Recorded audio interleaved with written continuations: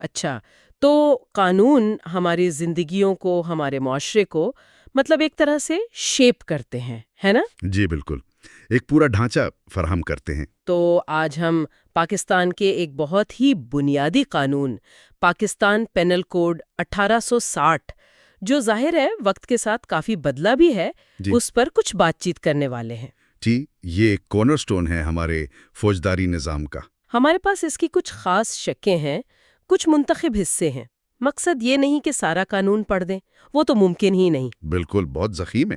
بلکہ اس کا جو ڈھانچہ ہے، کچھ اہم تعریفیں، اصول اور کچھ مخصوص جرائم کو سمجھنا ہے۔ تو کوشش کریں گے کہ کچھ دلچسپ پہلوؤں پر بات ہو۔ شروع کریں؟ ضرور ضرور۔ تو پہلی بات جو مجھے نظر آئی وہ یہ کہ یہ قانون صرف پاکستان کی زمین پر لاگو نہیں ہوتا۔ جی نہیں، اس کا اطلاق جو ہے نا وہ پاکستانی شہریوں پر بھی ہوتا ہے، چاہے وہ دنیا میں کہیں بھی ہوں۔ اچھا، جی، اور سرکاری ملازمین پر، یا اگر جرم کسی پاکستانی رجسٹرڈ جہاز یا ہوائی جہاز پر ہو تب بھی یہی قانون لاگو ہوگا۔ تو اس کا دائرہ کافی وسیع ہے۔ یہ تو واقعی اہم نقطہ ہے۔ اور ایک اور بہت بنیادی اصول ہے، وہ ہے عمومی استثناءات، یعنی جنرل ایکسیپشنز کا۔ اچھا، یہ کیا چیز ہے؟ دیکھیں، قانون کہتا ہے کہ اس کوڈ میں جتنے بھی جرائم کی تعریفیں ہیں یا سزائیں ہیں، جی، ان سب کو ہمیشہ ان جنرل ایکسیپشنز کی روشنی میں پڑھا اور سمجھا جائے گا، بھلے ہی ہر جگہ ان کا ذکر نہ ہو۔ مطلب کچھ حالات ایسے ہو سکتے ہیں کہ ایک کام جو ویسے جرم لگتا ہو وہ جرم نہ سمجھا جائے۔ بالکل صحیح، یہی مطلب ہے۔ قانون یہ مانتا ہے کہ ہر عمل سیاق و سباق میں دیکھا جانا چاہیے۔ کچھ مثالیں دیں گے؟ جی، جیسے اگر کوئی شخص کوئی کام کرنے کا قانوناً پابند ہے، یا وہ ایمانداری سے، نیک نیتی سے سمجھتا ہے کہ وہ پابند ہے، اچھا، یا کوئی جج عدالتی کارروائی کے دوران اپنے اختیارات استعمال کر رہا ہے، یا کوئی کام عدالتی حکم کے تحت کیا گیا ہو۔ یہ سب استثناءات میں آتے ہیں۔ اور وہ جو شدید مجبوری والی بات تھی؟ ہاں، وہ بھی ایک اہم استثناء ہے۔ اگر کسی کو جان سے مارنے کی فوری دھمکی دے کر کوئی جرم کروایا جائے، تو وہ معاف ہو سکتا ہے؟ جی، سوائے قتل کے یا ریاست کے خلاف ایسے جرائم جن کی سزا موت ہو، تو قانون مطلب انسانی کمزوری اور مجبوری کو بھی خاطر میں لاتا ہے۔ صحیح۔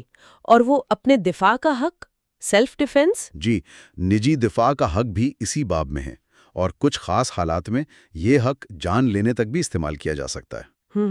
یہ تو بہت اہم اصول ہے۔ اچھا، کچھ تعریفیں بھی کافی دلچسپ ہیں، جیسے شخص یعنی پرسن میں کمپنیاں بھی شامل ہیں۔ جی ہاں، شخص صرف جیتا جاگتا انسان نہیں، بلکہ کوئی کمپنی، ایسوسی ایشن یا ادارہ بھی ہو سکتا ہے۔ اور سرکاری ملازم؟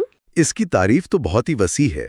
اس میں جج ہیں، فوجی افسر ہیں، عدالتوں کے اہلکار، پولیس، یہاں تک کہ میونسپل کمشنر بھی، یہ سب سرکاری ملازم ہیں۔ اس وسیع تعریف کا کیا فائدہ ہے؟ اس سے جو ہے نا احتساب کا دائرہ وسیع ہوتا ہے، خاص طور پر رشوت ستانی جیسے جرائم کے خلاف کارروائی میں آسانی ہوتی ہے۔ ٹھیک۔ اور ایک لفظ نیک نیتی یعنی گڈ فیتھ کا بھی ذکر تھا۔ جی، نیک نیتی کا مطلب صرف یہ نہیں کہ نیت اچھی ہو۔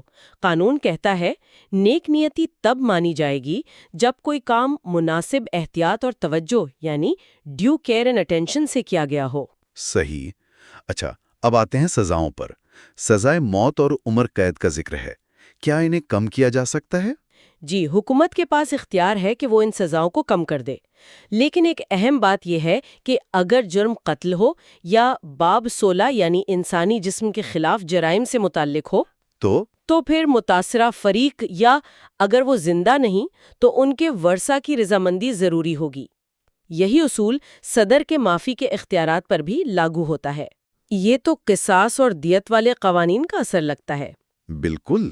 اب آتے ہیں اس اہم حصے پر، انسانی جسم کے خلاف جرائم، خاص طور پر قتل۔ اس میں اسلامی قوانین قصاص اور دیت کو شامل کیا گیا ہے۔ یہ قصاص اور دیت کیا ہے، ذرا وضاحت کریں گے؟ دیکھیے، قتل عمد یعنی جان بوجھ کر ارادے سے قتل کرنا، اس کی بنیادی سزا قصاص ہے، مطلب جان کے بدلے جان، یعنی سزائے موت؟ اصولی طور پر جی، لیکن اس کے نفاذ کی کچھ شرائط ہیں، اور یہ سزا متاثرہ فریق یا ورثاء کی رضامندی سے یا بعض قانونی صورتوں میں دیت میں بدل سکتی ہے۔ اور دیت کیا ہے؟ دیت ایک مالی معاوضہ ہے جو مقتول کے ورثاء کو ادا کیا جاتا ہے۔ قانون نے اس کی کم از کم مالیت بھی مقرر کی ہے، تقریباً 30,630 گرام چاندی کے برابر۔ اچھا، اور قتل کی دوسری قسمیں؟ جی، قانون میں قتل شبہ عمد یعنی ارادہ تو مارنے کا نہیں تھا، مگر عمل ایسا تھا جس سے موت واقع ہو سکتی تھی۔ قتل خطا، غلطی سے موت واقع ہو جانا، اور قتل بسبب کسی غیر قانونی کام کے نتیجے میں بلا ارادہ موت کی بھی تعریفیں اور سزائیں ہیں۔ ان میں دیت، عرش یعنی زخم کا معاوضہ، اور تعزیر یعنی قاضی یا جج کی ثوابدید پر سزا شامل ہیں۔ مطلب سزا کا تعین صرف عمل سے نہیں بلکہ نیت، حالات اور قانون کی ان مختلف کیٹیگریز سے ہوتا ہے۔ بالکل، یہ نظام کافی نوانسڈ ہے۔ یہ تو صرف قتل کی بات ہوئی، کورٹ میں تو اور بھی بہت سے جرائم ہوں گے۔ یقیناً ریاست کے خلاف جرائم ہیں، جیسے جنگ کرنا یا اس میں مدد دینا، بغاوت کی سازش کرنا، حتیٰ کہ قومی پرچم کی بے حرمتی بھی جرم ہے۔ اور امن عامہ کے خلاف؟ اس میں ایک اہم جرم مختلف گروہوں کے درمیان دشمنی یا نفرت پھیلانا ہے۔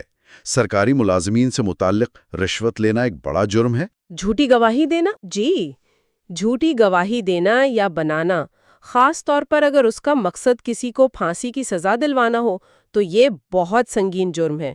مجرموں کو پناہ دینا بھی جرم ہے۔ صحت عامہ اور اخلاقیات کے بارے میں بھی کچھ جرائم شامل ہیں۔ جی، پبلک نیوسنس یعنی عوام کے لیے باعث تکلیف بننا، فحش مواد بیچنا یا عوامی مقامات پر فحش حرکتیں کرنا یا گانے گانا، یہ سب قابل گرفتار ہیں۔ اور مذہب سے متعلق قوانین، ان پر اکثر بات ہوتی ہے۔ جی، کوڈ میں ایسے قوانین موجود ہیں۔ جان بوجھ کر کسی کے مذہبی جذبات مجروح کرنا، قرآن پاک کی بے حرمتی کرنا یا پیغمبر اسلام صلی اللہ علیہ وسلم کی شان میں گستاخانہ کلمات کہنا، ان جرائم کی سزائیں کافی سخت ہیں۔ وضاحت: ہم صرف قانون میں درج مواد بیان کر رہے ہیں۔ یہ ایک حساس موضوع ہے۔ بالکل۔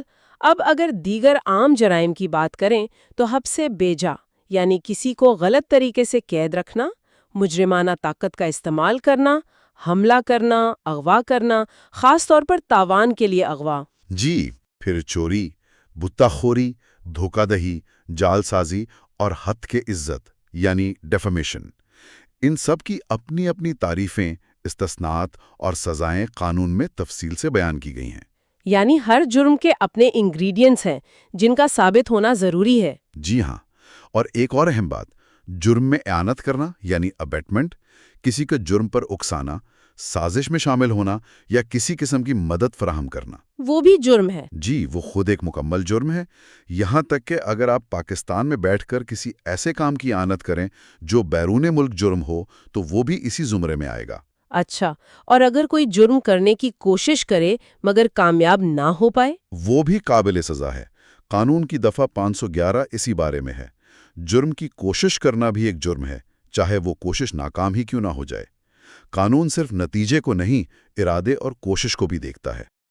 تو اگر ہم سمیٹیں تو پاکستان پینل کوڈ ایک بہت ہی جامع قانونی دستاویز ہے جو نہ صرف جرائم اور ان کی سزاؤں کا تعین کرتا ہے بلکہ اس میں نیت، حالات، عمومی استثناء جیسے اہم اصول بھی شامل ہیں۔ جی، اور ہم نے دیکھا کہ قصاص اور دیت جیسے قوانین کیسے اس میں ضم کیے گئے ہیں، اور اعانت یا جرم کی کوشش جیسے تصورات بھی جرم کی روک تھام کے لیے کتنے اہم ہیں۔ یہ تو واضح ہے کہ یہ قانون بھلے ہمیں پیچیدہ لگیں، ہمارے حقوق، ہماری ذمہ داریوں اور ہمارے کاموں کے نتیجوں کا تعین کرتے ہیں۔ یقیناً ان کا بنیادی مقصد تو معاشرے میں انصاف قائم کرنا اور امن و امان کو یقینی بنانا ہے۔ اس ساری بات چیت کے بعد ایک سوال جو میرے ذہن میں آ رہا ہے وہ یہ کہ ایک قانونی ڈھانچہ جو بنا تو 1860 میں تھا، ٹھیک ہے، اس میں ترمیمات ہوتی رہی ہیں، لیکن کیا یہ آج کی جو تیز رفتار ٹیکنالوجی ہے، گلوبلائزیشن ہے، سماجی قدریں بدل رہی ہیں، ان چیلنجز سے نمٹنے کے لیے پوری طرح تیار ہے؟ یہ ایک بہت اہم سوال ہے۔ یا یہ کہ جو قصاص اور دیت جیسے قوانین شامل کیے گئے ان کا ہمارے قانونی نظام کی مجموعی کارکردگی پر کیا اثر پڑا ہے؟ یہ وہ نکات ہیں جن پر شاید مزید سوچ وچار کی ضرورت ہے۔ بالکل، یہ غور طلب پہلو ہیں اور ان پر بحث جاری رہنی چاہیے۔